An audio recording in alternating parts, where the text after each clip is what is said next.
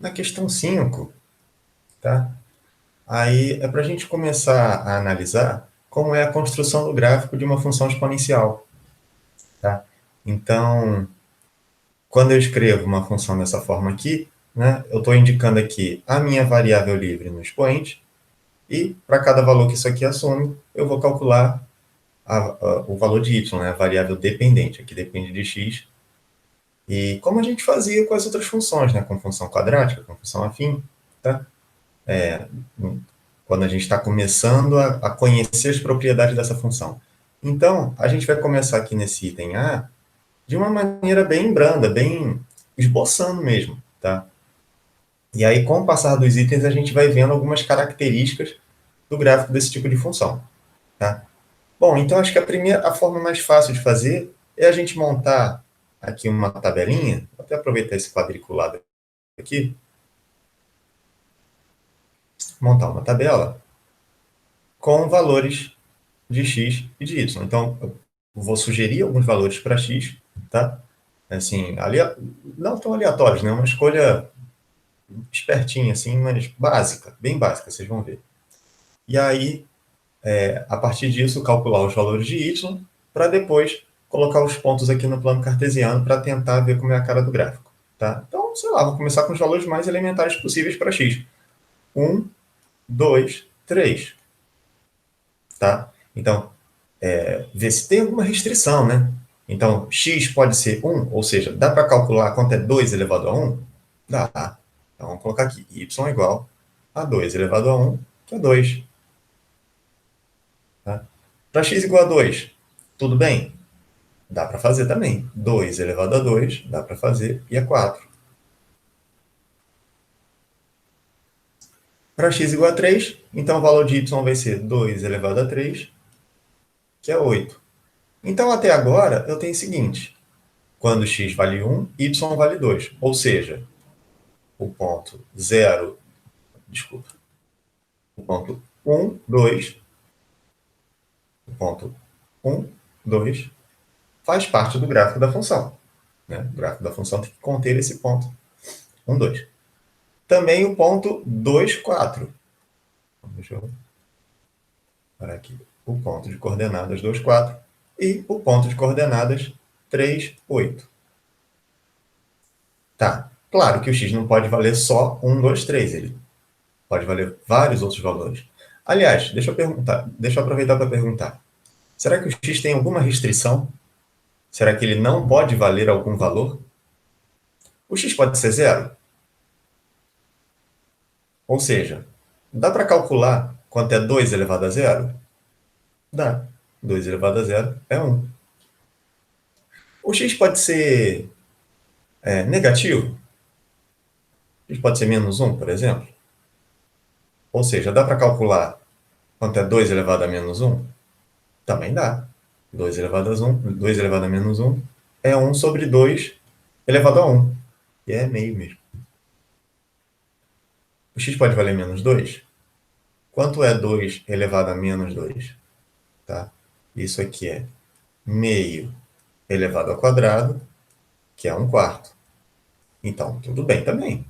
X pode ser menos 3? 2 elevado a menos 3 é igual... Vai faltar espaço aqui. Meio elevado a 3, que é 1 oitavo. Então, até agora, tudo bem. O x pode valer número quebrado? Tá? 0,5, por exemplo. Quanto é 2 elevado a 0,5? Tá? E aí, isso está na revisão lá de potenciação, no caso aqui, radiciação. Tá? 2 elevado a 5 é a mesma coisa que 2 elevado a meio, né? E isso é a raiz quadrada de 2. Então, existe também. Né? É um número mais difícil da gente calcular. O raiz quadrada de 2 é aproximadamente 1,41. Tá? Mas existe. Então, não tem restrição. Tá? Então, na verdade, esse x aqui não tem restrição nenhuma, tá? Pode valer qualquer número real. Ou seja, o domínio da minha função, deixa eu escrever aqui no canto, o domínio dessa minha função y aí é todo o conjunto dos números reais. Não tenho restrição nenhuma. tá? Beleza, agora vamos começar a plotar esses pontos aqui. Deixa eu colocar... Tem alguns que eu não... Vou aproveitar até para botar de outra cor para deixar... Então, daqui eu tenho que o ponto 0, 1 também faz parte do gráfico. O ponto -1, meio. O ponto -2, 1/4. O ponto -3, 1/8. Ah, tá acabando. E o último aqui, o ponto meio, raiz de 2, né? Vamos botar raiz de 2 mesmo. Tá, então vamos plotar esses pontos aqui no plano, e aí vamos ver o que vai dar. Tá, eu vou usar aqui esse quadriculado da malha. Então, colocando aqui os valores, né? O eixo X, né? A gente costuma deixar como sendo o eixo horizontal, então não vou mudar isso. Então, para x igual a 1, y é igual a 2. Então tá aqui. Ponto de coordenadas 1, 2. Aí eu não preciso nem fazer aquele pontilhadozinho, né? Aquele tracejado, que já tem aqui na malha. Não sei se vai dar para ver aí no vídeo, mas tem uma malha aqui ao fundo. Aí tá cinza clarinho, bem fininho. O ponto, então esse aqui já foi. O ponto de coordenadas 2, 4. 1, 2, 3, 4. O ponto 2, 4 está aqui.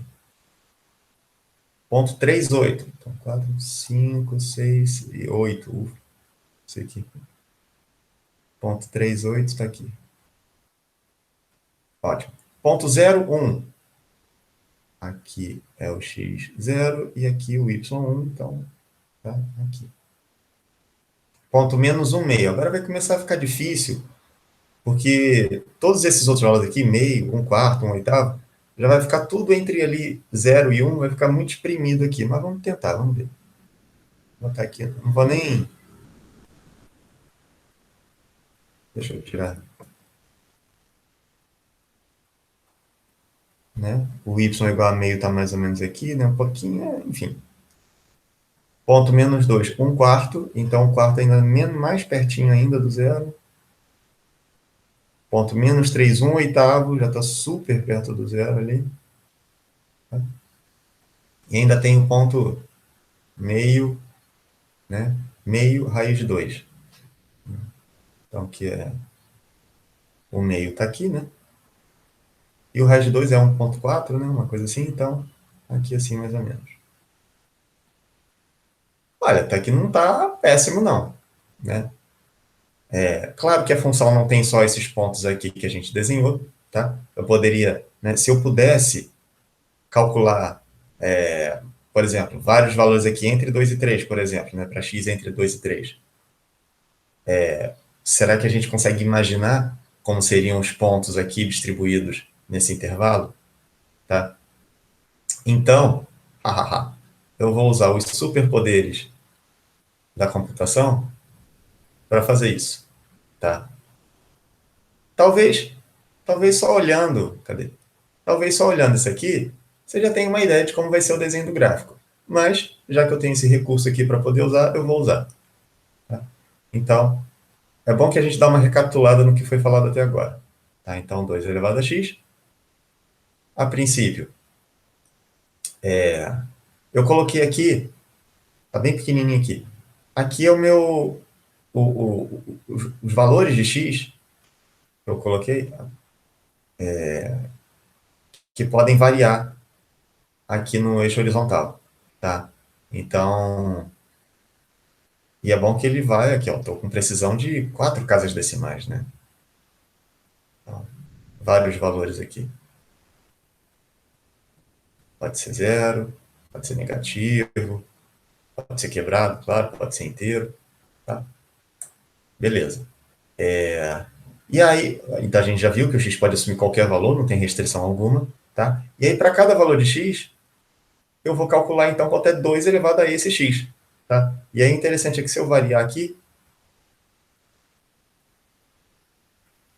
se eu variar esse cara aqui, tá? Ele vai variando aqui e pode me calcular a resposta. 2 elevado a 0,7 não sei das quantas, é um ponto, Então, é a imagem desse cara aqui, né? É o valor de y associado àquele valorzinho de x. Então, aqui, quando o x vale 1,3 não sei das quantas, o y vale 2,469. Tá? Então, com isso, eu consigo... Opa, deixa eu puxar para cá. Com isso, eu consigo... Olha quem apareceu aí. Com esse valor aqui de y, eu consigo plotar agora esse valor no eixo horizontal. Então, à medida que eu vario aqui a posição do x, o valor de y vai... Esse valor de x vai variar.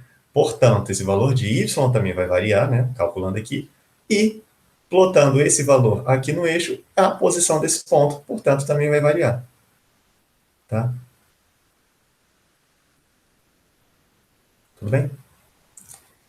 Então, agora só falta aquele pontinho aí. Esse ponto laranja, esse ponto P aí, que era aqueles pontos vermelhos que eu estava marcando ali na outra tela. Tá? Então, toda a trajetória desse ponto vermelho, perdão, estou daltônico, desse ponto laranja, vai me dar o desenho do gráfico da função. Tá? Então, eu vou pedir aqui a trajetória desse ponto P, pedir a trajetória desse camarada. Tá? Então, à medida que eu vario o x,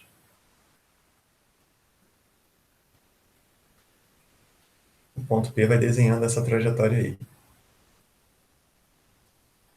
Bom, não sei se vocês perceberam, mas a escala que está aqui nessa tela é um pouco diferente da escala que eu fiz ali o desenho na outra tela, tá? Mas, enfim, dá para pegar a mesma ideia, tá? Porque, por exemplo, lá na outra tela eu estava colocando esse primeiro quadrinho aqui como 1, depois 2, depois 3, e aqui eu estou com uma escala muito menor, né? Aqui, por exemplo, é 0,2, né, em vez de 1. Então, está um fator 5 aí de redução. Mas, tudo bem, isso não tem problema, tá? Então, é perceber que o gráfico, como a gente já poderia imaginar naquela outra tela, seria uma curva, deixa eu botar de uma curva diferentona aqui, seria uma curva mais ou menos assim.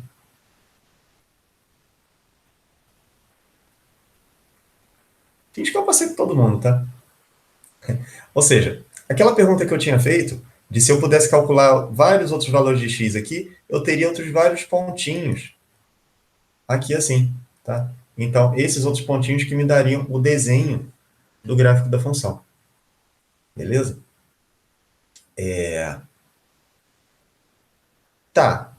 E aí, tem algumas coisas que a gente pode reparar sobre o desenho desse gráfico, tá? Deixa eu voltar aqui. Primeira coisa, tá?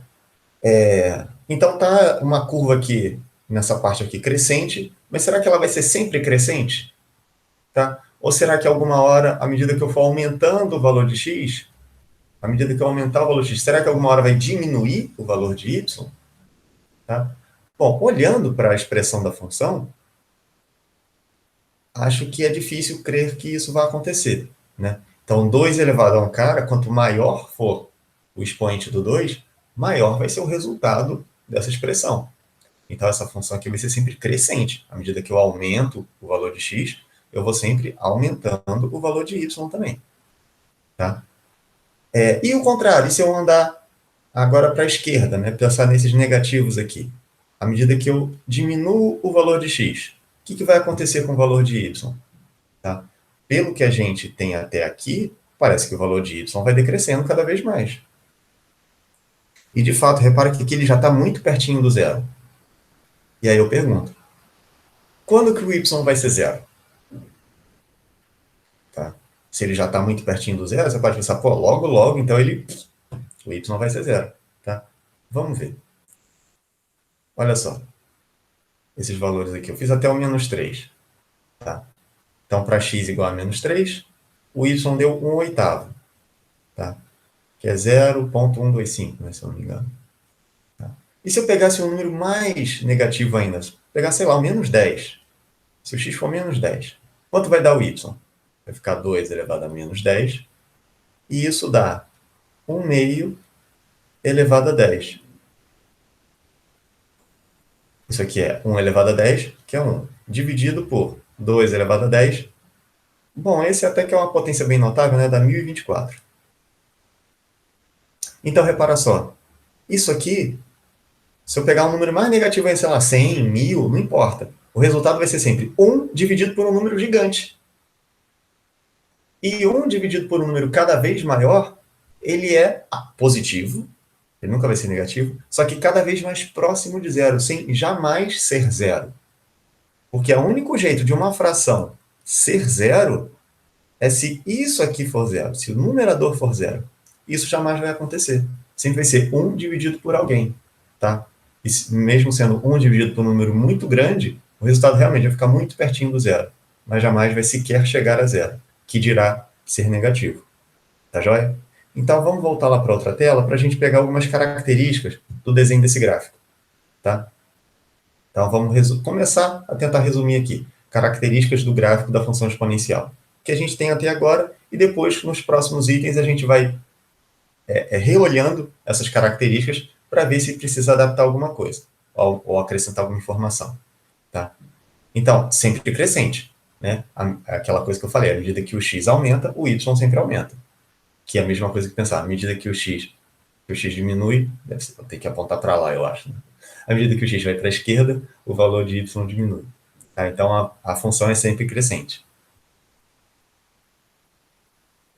Aqui, intercepta o eixo vertical no ponto 0,1. Por que eu estou falando isso? Porque eu acabei de comentar que a função nunca vai ser zero, o y nunca vai ser zero, ou seja, ela nunca vai sequer encostar no eixo x, mas ela sempre vai cortar o eixo y, tá? Então, o que eu quero saber aqui, deixa eu ir para outra tela, não, tá muito feio isso aqui, deixa eu pegar a caneta.